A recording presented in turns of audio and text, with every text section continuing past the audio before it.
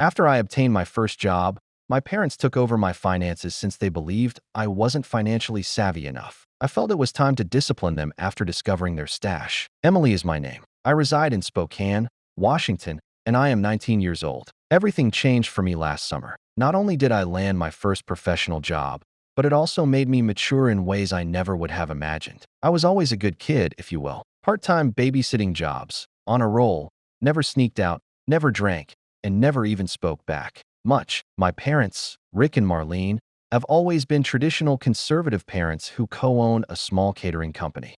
We advise you to show respect for your elders. Since they don't pay the bills, children don't have privacy.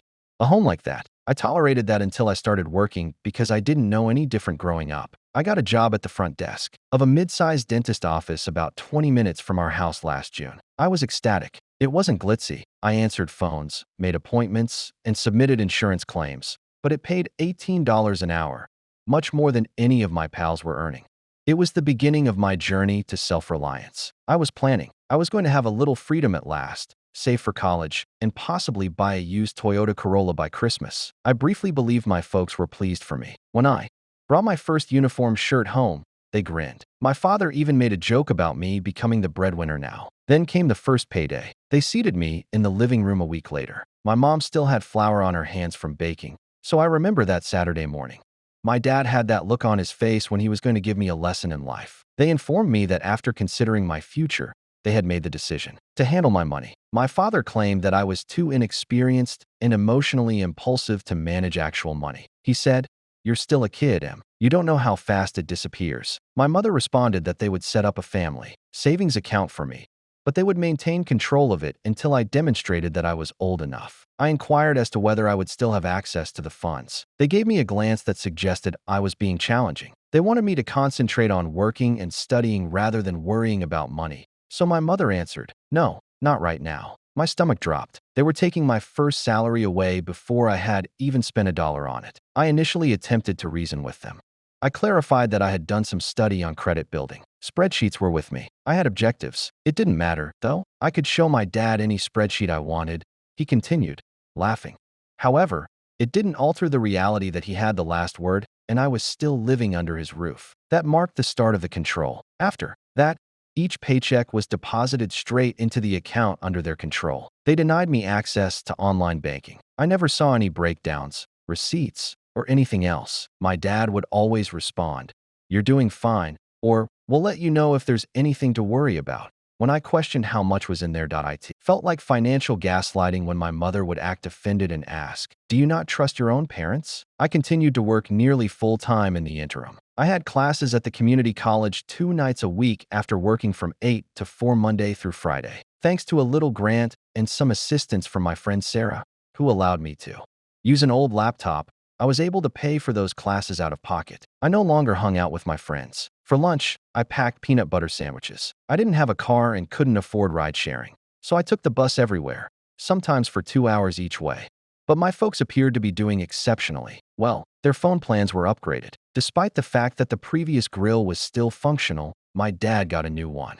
My mother began bringing new clothes home, claiming to have seen a good deal. I was being paranoid, I assured myself. Perhaps their business had increased. Perhaps they had savings that I was unaware of. However, it gave me Then, one October afternoon, I needed cash for textbooks. According to my biology lecturer, we would fail the course if we didn't have this $110 guidebook. I felt overburdened and worn out. I asked my dad if I may take out just $150 from the account to pay for the book and a used calculator once I got home from work. I was astounded by his response. "We told you we're handling it. You don't get to make demands. Don't act entitled," he remarked, looking up from the football game on TV, before returning his attention to the game as if I were a fly buzzing about his head. No empathy, no care, just contempt. Stunned, I stood there. He believed I was being entitled by requesting money I earned after I had been working for 4 months, attending classes, and giving up everything.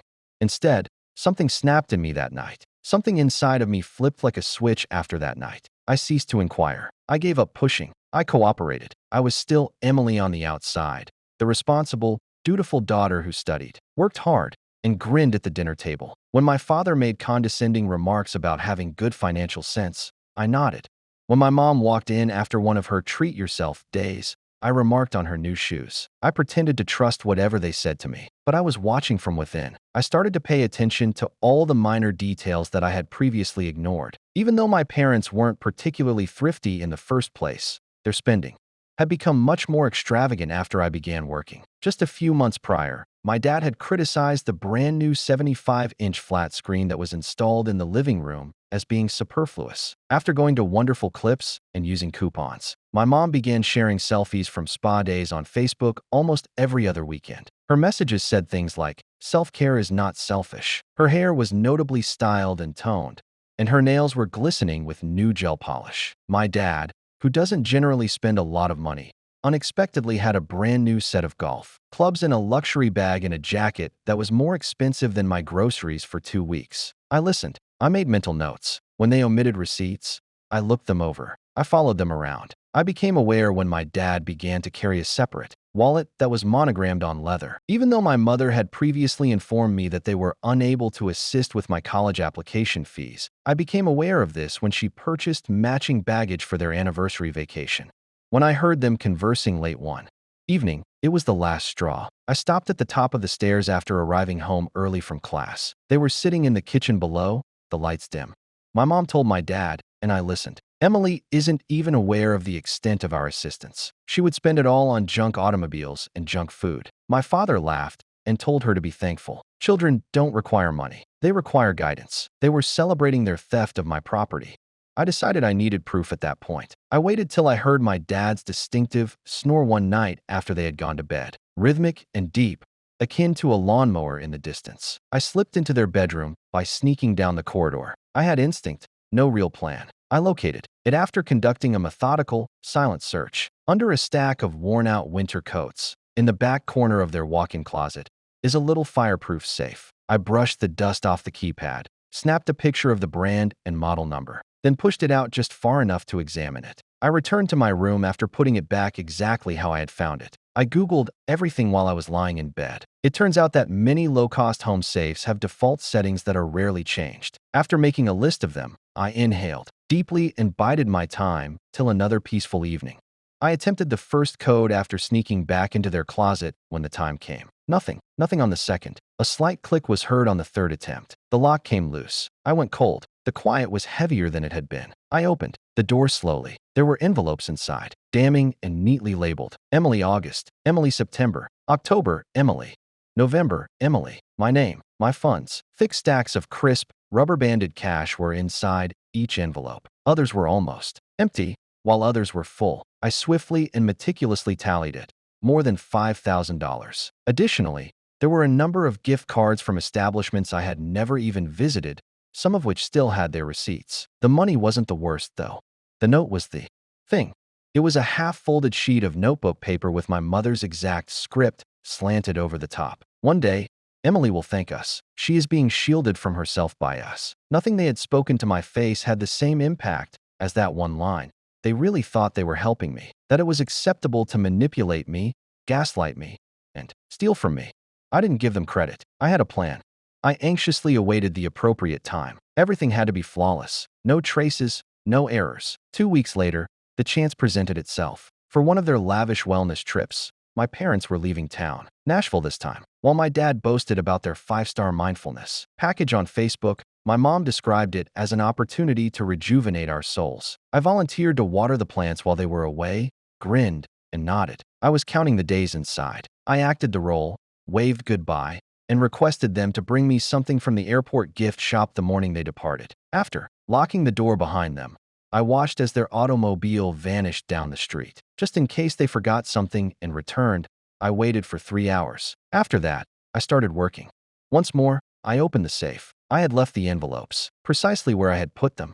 I took them all out and carefully took out the money, arranging the stacks and spreading it out on my bed. I donned sleeves, worked in gloves, and avoided breathing more than was necessary. I replaced the money instead of simply taking it. I had purchased textured ivory paper from an art supply store a few days prior. I trimmed it to the size of actual bills after measuring it. I about matched the weight with a postal scale. I used old rubber bands that I had soaked to make them appear worn, and I refilled each envelope with the same number of bills folded in the same manner. It wouldn't be noticeable from a glance, not even a fleeting glimpse. 2 or 3 peaks, perhaps. I then created an account of my own. After doing a lot of research, I was able to locate a credit union that solely operated online and had reliable two-factor authentication and robust encryption. I made a new Gmail account at the library and utilized it. Create fresh security queries. My folks had never seen or handled any devices. After the account was created, I used an app to convert the balances of my gift cards and cash into electronic currency, and I deposited the entire sum of $527. 32. I made 3 checks on the transfer. I even created a second savings vault and placed some of the money in it. I then took care of payroll. I told my boss that I needed to change my direct deposit because of family fraud difficulties after waiting until she was feeling upbeat. With a sympathetic nod, she gave me the form. The following day, I sent it in, setting up my new credit union account to receive all future paychecks. No more gatekeepers, no more intermediaries. However, I realized it was insufficient. Although they weren't tech-savvy, my folks weren't wholly ignorant either. Eventually, they would realize something was wrong. I therefore made the ideal smokescreen. I created a fictitious series of emails. I created the impression that it was an official email from First River Credit Union using Canva, Gmail templates, and a little Photoshop. I used a burner program to record a voicemail and design a logo, a disclaimer, and even a phone number. The email said that all linked accounts had been temporarily closed and described an investigation into possible identity theft and illicit money transfers. They couldn't comprehend the financial lingo, and the tone was professional and a little sorry. Everything was printed on crisp, clean paper, and I tucked it away in the home office next to the printer, half hidden by junk mail, as if it had been forgotten. I waited after that. It began 3 days after they got back. The murmurs came first. In the hallway, my mom asked my dad if he had looked in the safe. Then the panic struck. Footsteps stomped, drawers slammed, and then I heard the loud thud of the closet door flying open. After 10 minutes, my father was yelling into his phone and insisting that he talk to someone at First River. I put 3 other numbers in the email trail, and he called them. One of them was linked to a landline that was disconnected. Due to current fraud investigations, the other 2 went directly to a voicemail box I set up, which consistently displayed the same automated message. Activity on the account is halted until further notice. In her robe, my mother was pacing and clutching her phone as if it had betrayed her. As if repeating it might change the truth of what they were witnessing, she repeatedly muttered, "This can't be happening." To be careful, they called their credit card company, rebooted their router, and ran through the workplace. Even though my Uncle Barry lives 2 states away and hasn't been to see us in over a year, they once even suspected him of breaking in. I pretended not to notice the commotion in the other room as I stood in the kitchen, softly spreading peanut butter on bread. Later, my mother asked me if I had observed anything strange. I widened my eyes and told her that they might have gotten in because of an odd email I saw on her Facebook a few days earlier. She nodded, gasped, and told my dad, who instantly changed his password since they thought it was true. I practically made my move 1 week after the mayhem broke out in our home. I was discreetly packing my life into 2 duffel bags while my parents were engrossed in their made-up financial crisis, yelling at fictitious customer service lines and converting our home office into a war room filled with pointless paperwork and highlighters. I had meticulously planned it out. My best friend from 6th grade, Mia, just moved across town to a comfortable 2-bedroom apartment with a lease that allowed for a tenant. God bless her parents. They had no illusions about my home life. They had witnessed the emotional acrobatics I had to perform in order to be permitted to live in that home. Thus, they co-signed my sublease without difficulty. I didn't wait until my folks left the house on Thursday morning. I packed my laptop, a couple of books, toiletries, my favorite cup, 2 bags of clothes, Mia's SUV, and, most importantly, the money that had been freed from the fireproof safe. Weeks before, I had transferred the funds and deposited them into my online credit union account. My direct deposit had been modified. Everything was already moving. Like the dead weight they had become, I abandoned the rest of my possessions, including yearbooks, old clothing, and trinkets from my early years. I placed a single note on the refrigerator. You wanted to keep me from being careless with my money. As it happens, though, I took a lesson from the greatest. I was well gone by the time they arrived home, laughing over takeaway while sitting cross-legged on Mia's rug and unpacking dishes. Location sharing was turned off for me. I had closed previous accounts. I updated my email. I submitted a form for a change of address. I cleaned my digital footprints. Under the guise of protection, They had stolen everything from me for months. I reasoned that it was time they felt what it was like to lose control. The fallout at first was textbook. My phone blew up due to missed calls. More than 40 in the first few hours. Constantly coming in were texts in a variety of tones, including begging, threatening, and guilt-tripping. Mom's fave. Following all that we have done for you. My dad's favorite. You're making a grave error that you will come to regret when times are tough. They made every effort. Deception masquerading as affection. Love masquerading as possession. The digital martyrdom followed. On Facebook, my mother shared a depressing image of withered flowers. You raise them with love, sacrifice your peace, and sometimes they still choose to walk away, the post said. Thank you for your prayers. Relatives I hadn't seen since I was a youngster began leaving comments with cliched, they'll come around. Eventually, statements, passive-aggressive counsel, and hollow condolences. I didn't answer. Karma doesn't ask for permission, so I didn't have to. It simply appears. I filed my taxes early that winter. I had never done anything completely by myself before. No oversight, no supervision. I followed all the instructions, as if they were written in stone, and employed a reputable tax service. I inputted my lease information, sent in my tuition receipts, attached my WS, and recorded my bank statements. I had been employed. Everything had been paid for by me. I was entitled to independence because I had earned it. However, my return was reported by the system. My parents had previously listed me as a dependent, the IRS said. My chest began to burn up, but I maintained my composure. I was aware that I was eligible to file on my own. Both literally and symbolically, I had the receipts. I therefore submitted a dispute and included all of the requested documents. My evidence of tuition payments, my utility bills, my income documents, my tenancy agreement, and my medical bills. Although it took several weeks, the result was well worth the wait. My return was accepted. To my advantage, the claim was reversed. And the satisfying part wasn't even that. The older relative of my acquaintance Rachel practices tax law. She raised an eyebrow and said something I will never forget when I told her what had happened. It's likely that they have been playing loose with their numbers for some time if they claimed you when they shouldn't have. One query is not the end of that type of audit. She was correct. As it turns out, my parents have been utilizing their little catering company for years as a personal savings account, and they did it carelessly. My dependent claim was the beginning of the audit, but it wasn't the end. The IRS got involved. The deductions were examined closely. Client wellness was the term used to describe spa days. It was billed as a business networking retreat in Nashville. The new training presentation displayed on my dad's TV. As part of the event meal testing, even their groceries were written off. Everything was in black and white, haphazardly arranged, and glaringly clear. And now it was magnified by the federal government. The CPA they hired spent the first meeting explaining that, no, you cannot deduct a 75-inch flat screen because you had an idea while watching the Food Network, despite their best efforts to lawyer up. In a frenzy, my mother started going through 2 years' worth of receipts. My dad, who had always considered himself the expert on home finances, would spend angry evenings searching for tax law on Google while lounging in his chair. The result finally came. Back taxes, fines, and interest totaling about $9,000 are due. They didn't get away with it, but they weren't charged with anything either. They confiscated refunds. Their financial projections for 2024 fell apart. The repercussions came.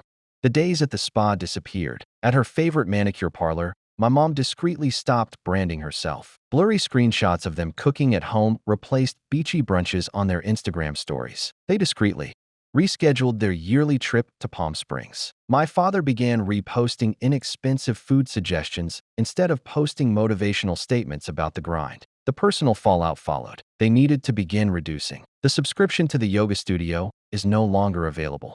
Streaming services were shut down. Family meals out. No more. My mother resumed using coupons. My dad became more reserved and quiet. Exhaustion took the place of the smug tone in his voice. And my dad made the first obvious sacrifice when things were too tight, when bills began to pile up and the company's cash flow halted. He mentioned his golf clubs that were custom fit. He boasted about them last summer, claimed they improved his game, and used them perhaps 5 times before putting them up next to his control obsession. The listing was excellent for any skill level, modest as new, seldom used, and priced to move. The golf clubs had to be sold by my dad. It has now been 6 months. It has been 6 months since I left a house that felt more like a cage than a home and packed my life into 2 bags. It's been 6 months since I left the deception disguised as advice, the gaslighting disguised as safety, and the robbery disguised as affection.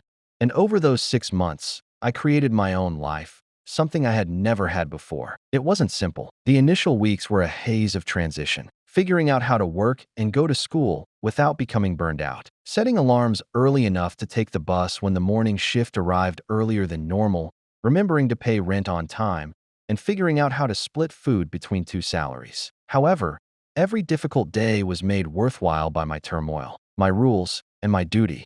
Mia is an absolute gem, and her family. In a single meal, they provided me with more emotional support than my own parents had in years. I didn't lean too much, though. I had no desire to return to anything that even remotely resembled that dynamic because I understood what it meant to be reliant. I worked as a result. I made a budget. I maintained my composure and concentrated on my classes. Now I had my own aims, and just mine. I received a minor promotion at the dentist practice after about 3 months.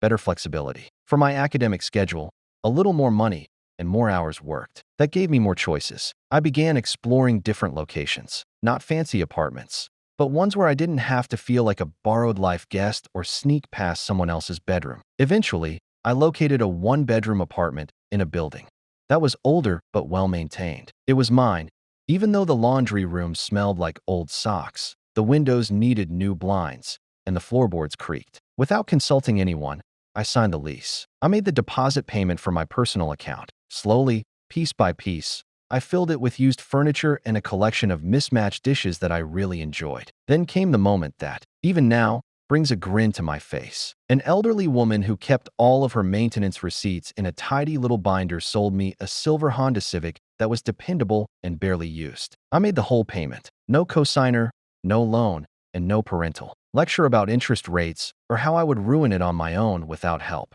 My mother gave me money with conditions attached, so I didn't need her passive-aggressive demeanor. With the keys in my hand and the title in my name, I left that transaction. I'd never be able to do it alone, they insisted. That I was too sensitive, too unskilled, and too brittle to handle life on my own without their guidance. And yet here I am, paying my rent, having insurance for my car, passing my classes, and maintaining my sanity.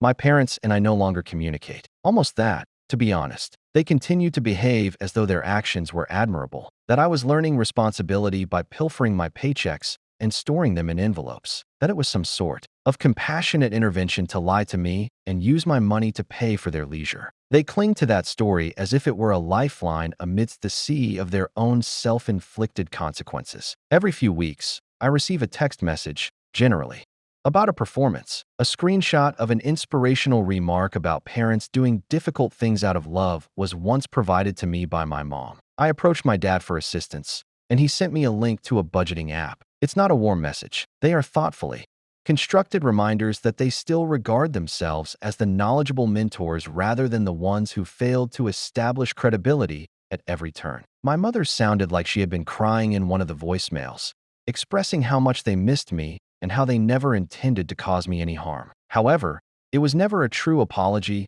and was always framed around their feelings rather than what they did or how it affected me. I don't participate. I don't reply to angry texts. I don't send lengthy speeches outlining the extent of their betrayal. I don't request resolution. I don't require it. I'm at peace now. Furthermore, peace is something you defend, not something you let those who don't value it in. I'm hoping they'll think about it. After considering what transpired, I hope they will finally stop giving themselves the reassuring fiction that it was all out of love. I'm hoping they'll understand that I'm not stronger because they need to control me. I had to leave because of that. However, they are responsible for that realization. I owe them nothing at all. Not a thank you, not an apology, and not another opportunity to accomplish what they ought to have done correctly the first time. I'm hoping they'll come to the realization that they were mistaken.